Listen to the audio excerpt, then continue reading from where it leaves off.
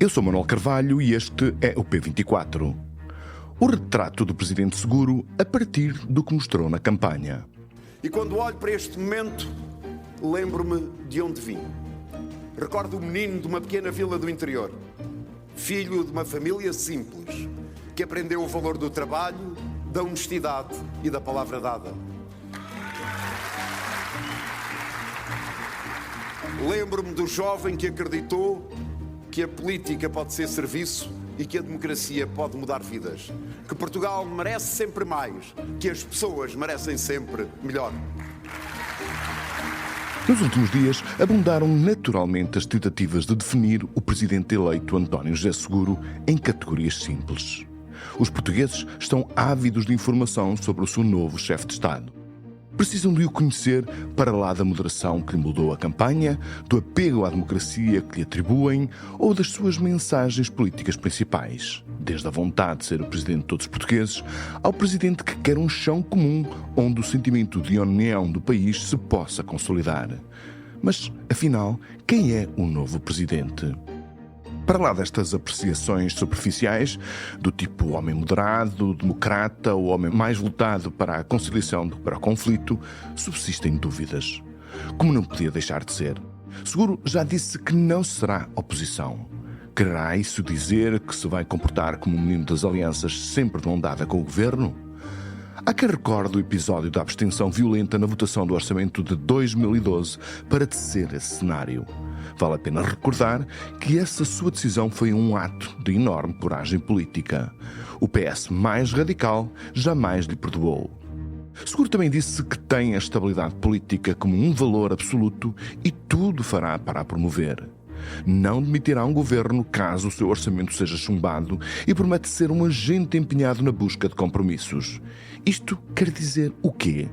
Que preferirá a confusão duradoura às clarificações que por vezes são necessárias no sistema político?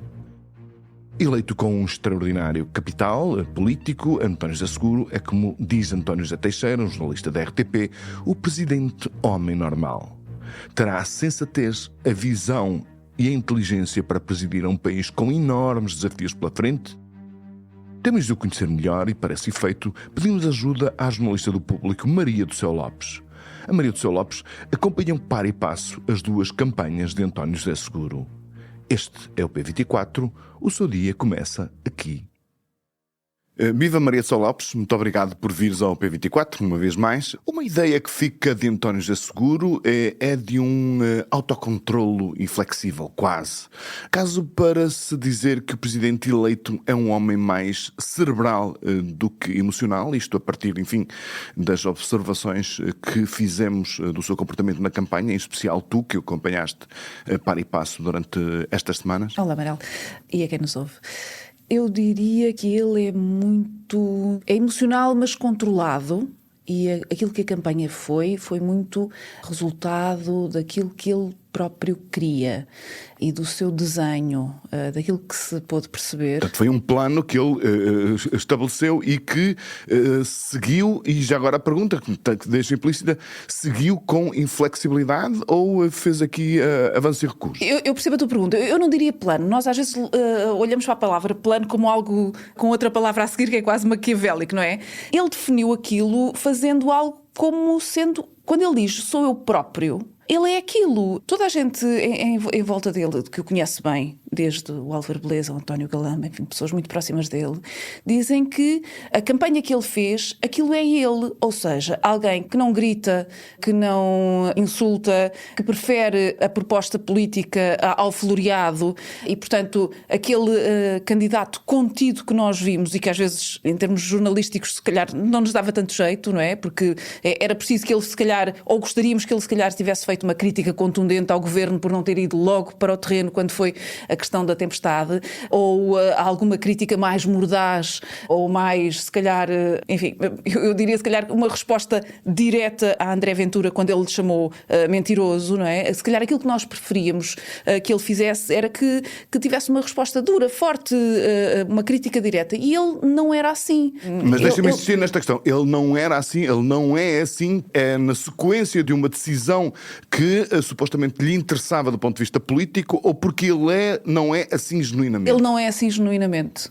Portanto, foi autêntico. A ideia com que tu ficas é que ele foi autêntico. Não resulta, portanto, de um Não, plano de uma deliberado para ser estratégia, assim, não. mas é aquilo que ele de facto é interiormente. Sim, aliás, também seria difícil alguém fingir durante tanto tempo com tanta gente em tanto lado e na prática com toda a gente. Portanto, todas as pessoas com quem se fala, mais ou menos perto, mais ou menos apoiantes, mesmo dentro do PS, o António José Seguro é assim. Aliás, por alguma razão, também há muita gente dentro do PS que diz que ele não é suficientemente forte para esse lugar e não seria suficientemente forte para continuar como secretário-geral há 11 anos, não é? E que se calhar é por isso que foi vencido por António Costa, tem uma personalidade muito mais vincada e, portanto, aquilo é mesmo António José Seguro. Agora, se calhar, olhando mais para a frente, perguntamos, ele tem estofo para ser Presidente da República? É isso que veremos, não é? Sim, já lá vamos a isso. É uma pergunta, evidentemente, portanto, que vai decorrer da tua própria observação.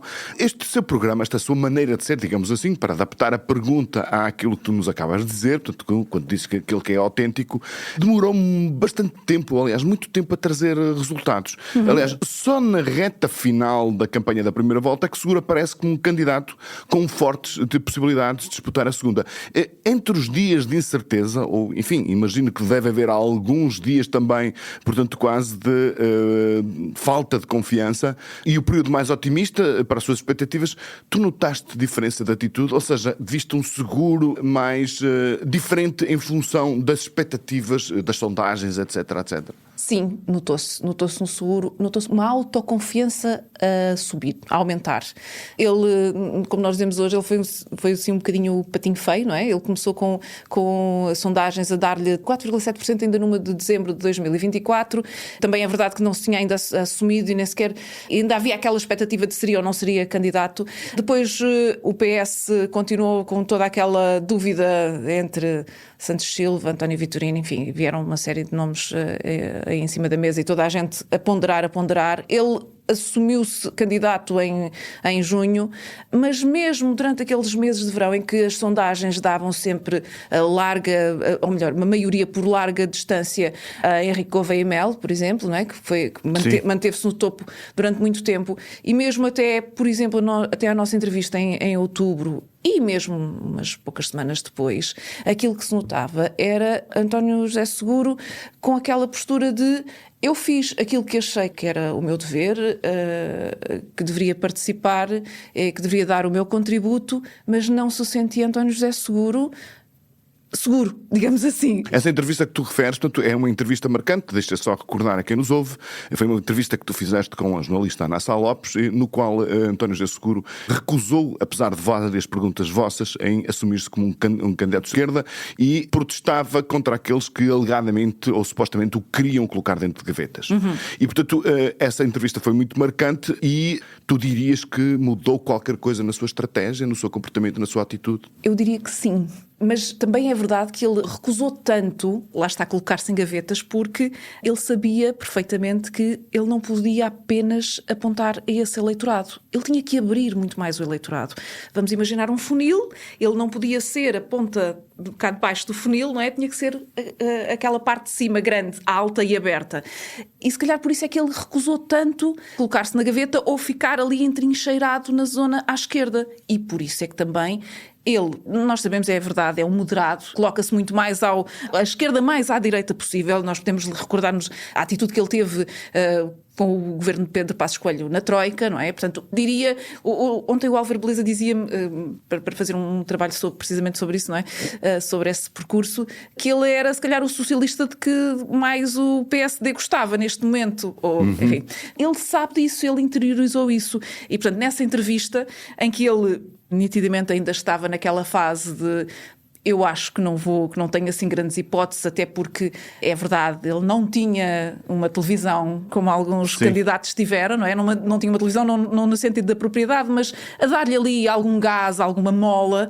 Tinha na prática o PS, quer queiramos, quer não, muitos nomes mediáticos do PS cheios de dúvidas, ou quase contra ele, não é?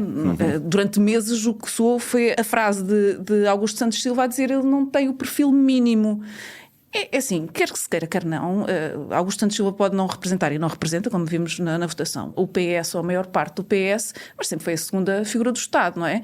E quando alguém tem a segunda figura do Estado, do seu próprio partido, a dizer isso sobre si, eu acredito que a autoconfiança se perca um bocadinho. Mas para te dizer isto, nessa altura, aquilo que eu senti foi que António José Seguro estava ali sentindo que estava a fazer aquilo que queria fazer, que era mostrar a sua disponibilidade e mostrar o seu contributo, mas que não tinha assim grande expectativa. Depois, o que é que foi mostrando? Ele foi-se afirmando nos debates, a sua postura, eu diria já uma postura de estadista, com o primeiro debate com o André Ventura, em que ele não entrou no tal discurso da lama, como ele dizia que ele tinha, ou no discurso do empadão, em que André Ventura esteve muito bem com Henrique Gouveia Melo também. Também esteve muito bem com Henrique Gouveia Melo, e portanto ele foi ganhando esse terreno. E eu acho que, voltando à tua pergunta sobre a nossa entrevista, essa ideia de que eu não posso afirmar só, eu não sou estanque aqui, eu quero mostrar que, apesar de eu vir daí, eu consigo abrir o eleitorado da esquerda ao centro e mais até ali para a direita, e é verdade, nós vimos agora que ele teve muitos votos até aos liberais. Portanto, mas ele depois, deu conta, ele reconheceu que essa sua estratégia de não se afirmar como homem de esquerda, que tinha sido um erro, e depois, numa entrevista ele próprio reconheceu que foi até ali um bocado a atrapalhação do momento. Ele reconheceu isso e ele começou a falar na campanha eleitoral e também nos debates para os democratas, os humanistas e os progressistas. E teve até, portanto, a ousadia de dizer que se o governo apresentasse a legislação liberal que na altura se discutia, aquele que a chumbaria. A chumbaria. Mas depois também disse que, atenção, que ela está a ser alterada e, portanto, eu vou olhar com mais atenção, e até se apenas um parceiro social do lado dos trabalhadores, que era a UGT, se a UGT concordar, eu promulgarei. E, portanto, há ali, de facto, uma grande abertura. Ele notou isso. Ele percebeu que tinha que insistir nessa comunicação da amplificação e de eu não sou isto, eu serei para tudo. Eu sou um moderado. E quando tu dizes que és um moderado, tu podes ser um moderado à esquerda, ao centro e à direita. O que tu mostras é que eu não quero ser, é como aquela parte da direita, aqueles que não são moderados, e com quem é que nós identificamos os não moderados, logo na primeira volta, era André Ventura. E, portanto, ele fixou a mira, é verdade que fixou a mira onde era mais fácil, de todos os candidatos, fixar a mira num inimigo, o inimigo mais fácil para fixar a mira é André Ventura. E o eleitorado percebeu, quer no resultado da primeira volta, em que, contra as expectativas das sondagens, António José Seguro é o claro vencedor, com mais 31% dos votos, mais 8 pontos percentuais do que André Ventura, como na segunda. Agora, enfim, uma questão que se discute, tendo como ponto de partida esse lastro de imagem que ele foi construindo ao longo destas últimas semanas, é de essa moderação configura um perfil, ou a expectativa de um perfil de um presidente mole. Como é que tu achas que ele vai ser como presidente em função daquilo que tu viste e ouviste e pensaste ao longo destas semanas de campanha? Essa questão do presidente mole, enfim, o termo é o que é, não é?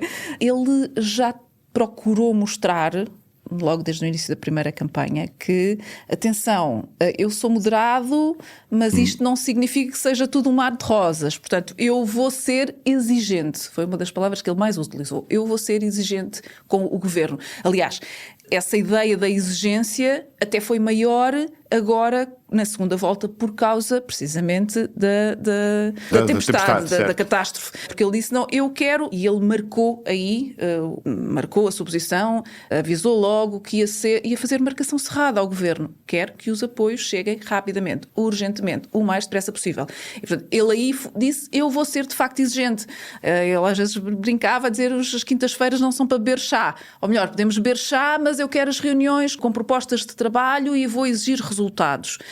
É assim que ele se tem afirmado. Ele diz, eu não vou, isto é esta coisa da estabilidade e da moderação, isto não é só conversa e isto não é um passeio no parque.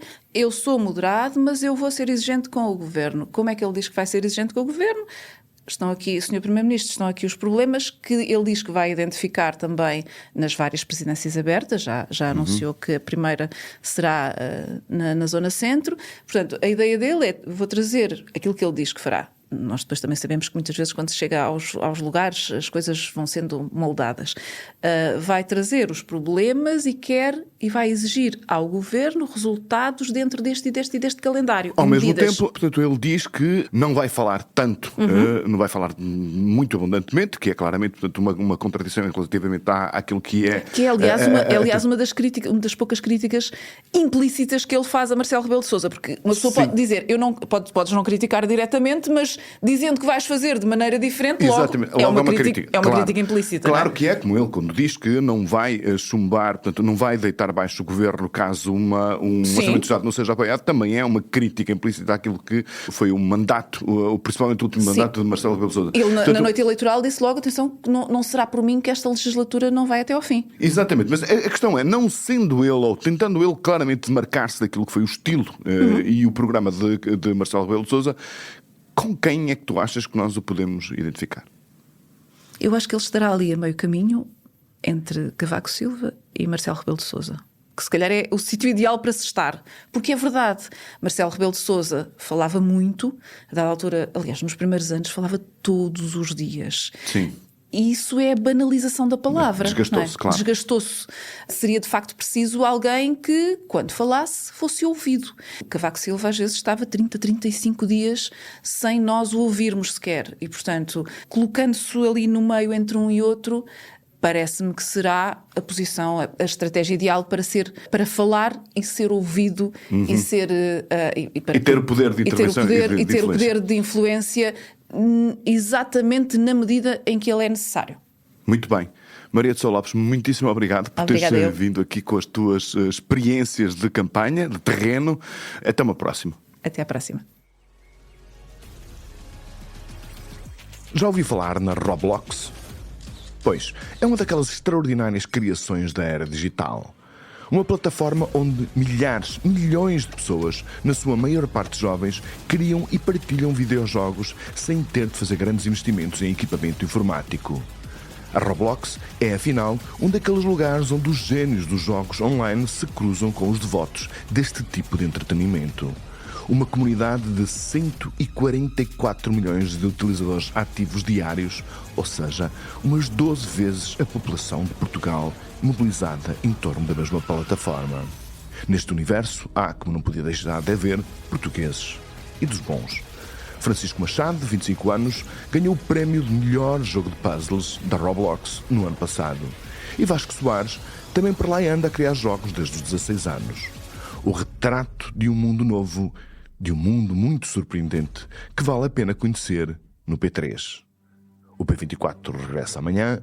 Tenham um excelente dia.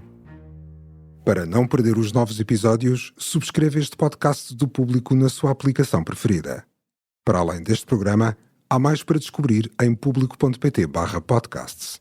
O Público fica no ouvido.